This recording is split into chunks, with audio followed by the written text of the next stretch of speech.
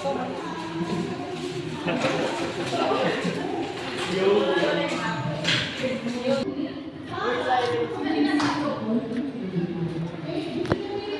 class. Good morning, Ma'am Bernadette! Ngayon, magsisimula na tayo sa ating aralin. At balikan muna natin ang ating tinalakay kahapon. So, class, ano nga ba ang ating tinalakay kahapon? Okay, Jackie? Ang tinalakay po natin kahapon ay tungkol sa counseling. Very good. Ngayon, atin namang tatalakayin ang mga layunin bilang isang counselor. Good morning po, ma'am. Andito nga po pala ang ating bagong transfer. At konting paalala lang po, medyo mahina po ang kanyang pandinig at may Okay, sir. Salamat. So, class, meron niyo pala kayong bagong kaklase. O Ihay, pakilala mo na rin yung sarili. Magandang umaga po sa inyong lahat. Ako nga po pala si Irene Coralejo at nagagalak po akong makilala ko.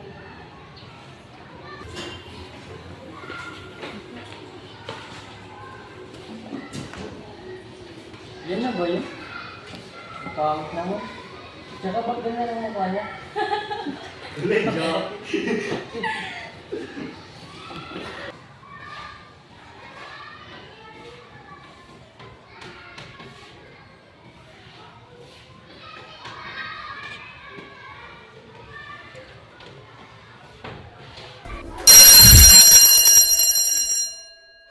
Okay, class, dismiss.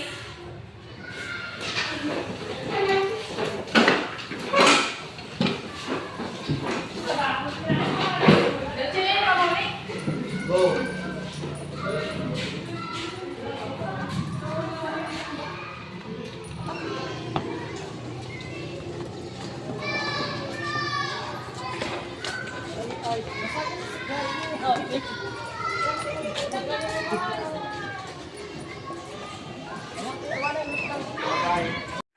Habang naglalakad si Irene sa hallway, Uy, nag-review ba kayo about sa counseling?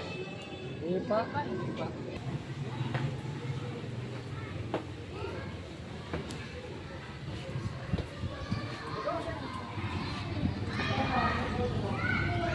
Hoy, ikaw ba yung bago naming kaklase? Bastos to, ha? Sa susunod kasi, sasagot ka pag tinatanong ka. Pasensya na. Ayan kasi, tatanga-tanga.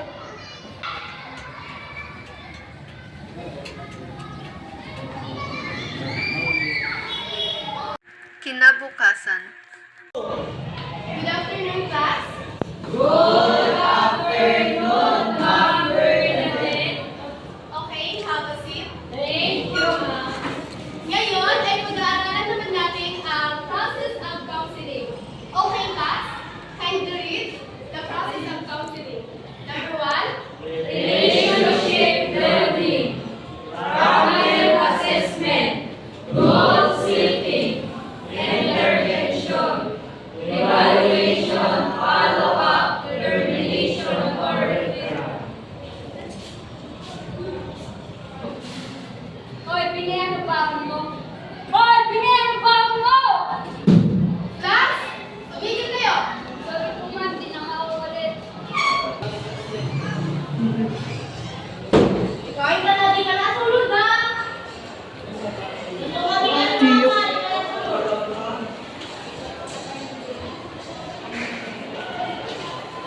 Uy, nandito pala si Biggie. Si first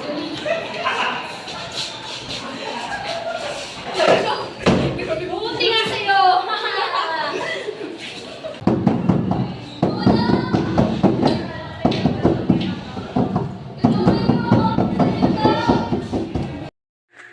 Humihingi ng tulong si Irene dahil nakandaduhan siya sa CR. Makalipas ang ilang minuto, natagpuan siya ni Sir Jay at agad binuksan ang pinto. Kinabukasan.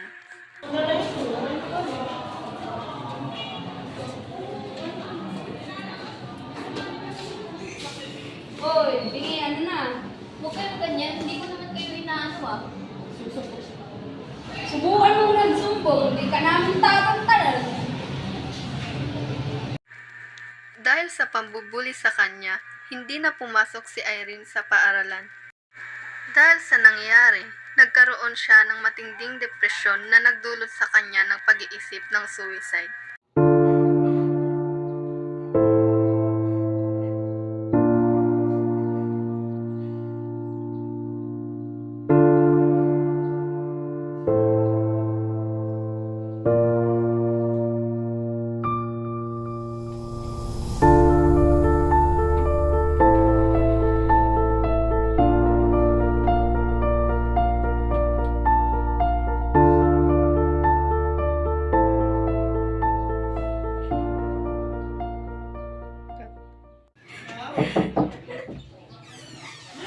Huwag mo gawin yan, Nap!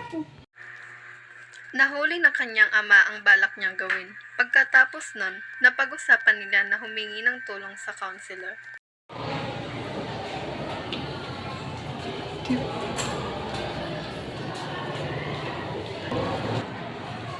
Maganda nga po po, ma'am. Maaari po ba kami magpumasa? Maganda hapon din po, sir. Tuloy po kayo. Okay po, sir. Ano po bang dahilan ng inyong pagpunta dito sa office? Ano po bang may pag-iigit? Ayun nga po, ma'am. Nandito po ako para magreklamo. Tungkol po sa aking anak na binubuli ng kanyang kaklase dito sa paral. Masakit po bilang isang magulang na malaman na hindi pinagtrato ng tamang kanyang anak. Ganun po ba, sir? Salamat po at maaga niyo na iparating sa akin ang inyong problema. Huwag po kayong mag-alala at maaari po nating mabigyan agad yan ng solusyon. Ano bang pangalan niyo? Irene po. Ayos lang ba na makakausap ako sa'yo? Okay. So, Irene, bukas, sisimulan natin pag-usapan ang inyong problema. Pero, kailangan kasamang mga bumubuli kayo. Okay lang ba sa'yo? Pagkatapos silang mag-usap, pinatawag ang mga nambuli kay Irene sa guidance office. So, class, ngayon ay tapos na tayo sa ating aralin. Ngayon ay maghanda na kayo ng isang buong papel para sa aming pagsusulit. Okay. Magandang umaga po, ma'am. Maaari po kayo makausap. Ano po? Ma'am, maaari po bang matawag sila Jackie, Maria Fernina, at So, class, pinapatawag sa guidance office si John Nelson Bonino, Jackie Menyosa, Maria Trinita, at Sir Reginald.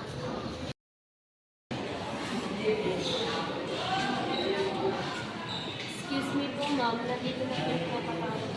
Sige, papasukin mo.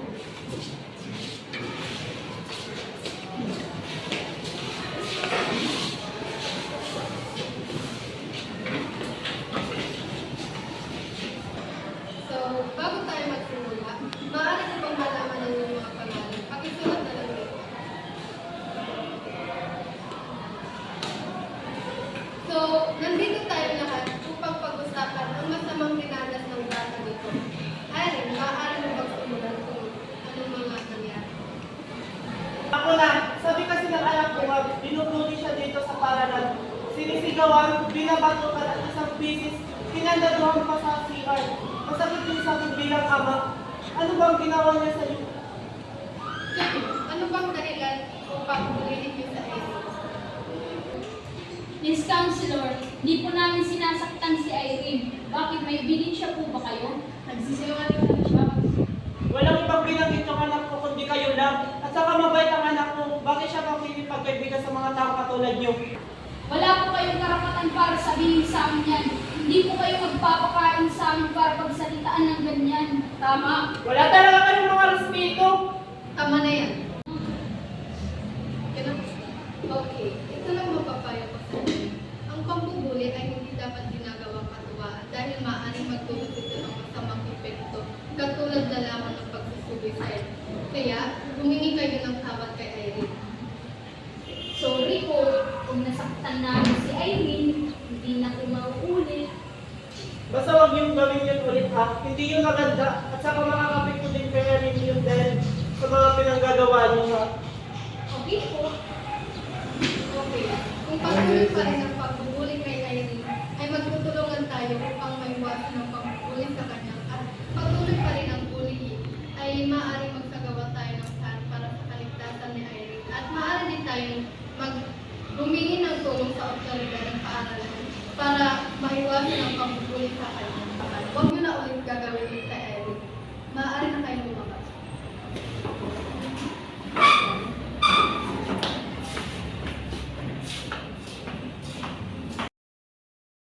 Patuloy pa rin ang pagbubuli sa anak mo, ay maaari tayong magsagawa ng plano para sa kanyang kaligtasan o maaari tayong magsumingi ng tulong sa otoridad ng paaralan para maayos ang sitwasyon sa dito ko ng mga kaklase sa kanya. Maraming salamat po, Counselor. Hindi po namin mariresolve yung problema kung hindi po kami pumunta sa inyo. Tandaan mo, Irene, karapatan mong maging ligtas at respetado sa paaralan ito. Sir Baguio, maaari nagkaroon ng mga anak mo. Kaya meron akong i-recommend sa iyo na private counselor upang mapabuti ang kalalagayan ni Irene. Ito po ang contact information. Salamat po. Susubukan po namin para naman sa anak. Maraming salamat po.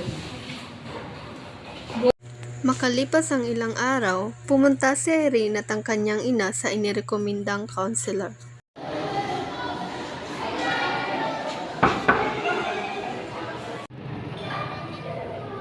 Magandang umaga po, ma'am. Magandang umaga rin sa inyo. Tuloy kayo.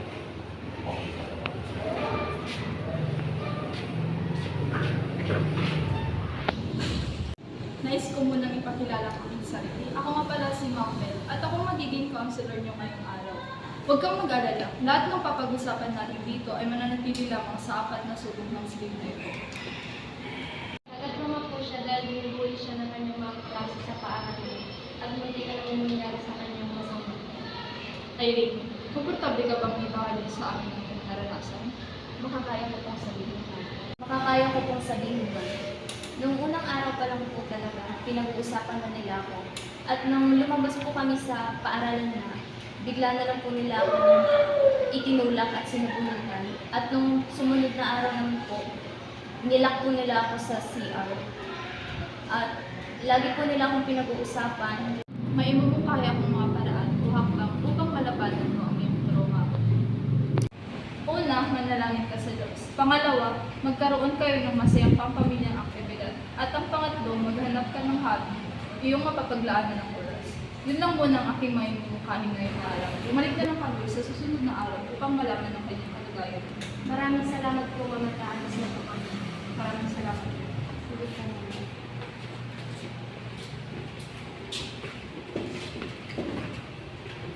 Pagkatapos nun, ginawa ni Irene ang mga inirekomendang gawain sa kanya ng private counselor. Panginoon, tulungan mo po ako sa mga pagsubok na pinagdadaanan ko ngayon. Lalo na po sa trauma nito. Ayoko pong maulit ito sa susunod. Tulungan mo po ako palagi at gawin. Maraming salamat.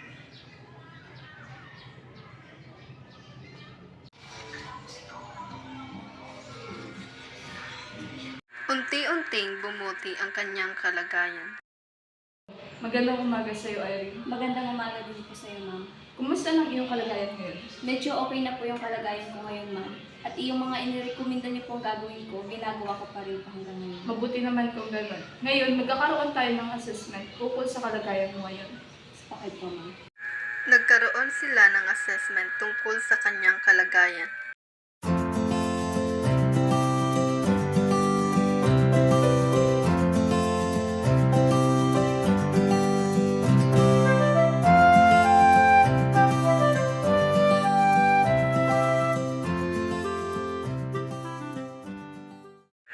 Pagkatapos ng assessment, nagkaroon sila ng evaluation tungkol sa kabuuang paggaling ni Irene sa kanyang trauma.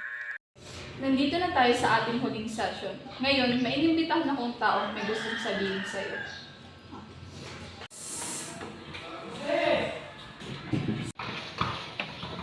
Pumasok ka, iyo.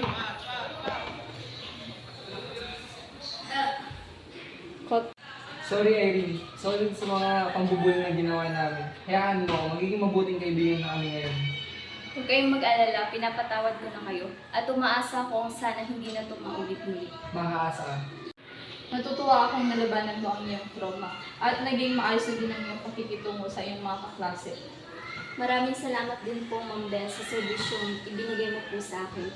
Nakatulong po iyon upang malabanan ko ang aking trauma. Salamat din sa inyong pakikipagkooperasyon sa akin. Maraming salamat po, ma'am. Alis na po kami. Maraming salamat din.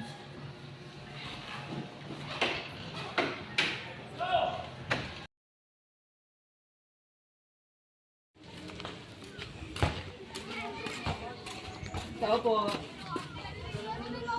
Yan po sila. Nelson, anong pakay mo? Namin sama si Irene. Mag-outing po kasama nila Trinity at Chucky. Nak, halika dito. Sumama ka sa kanila. Tara, Irene.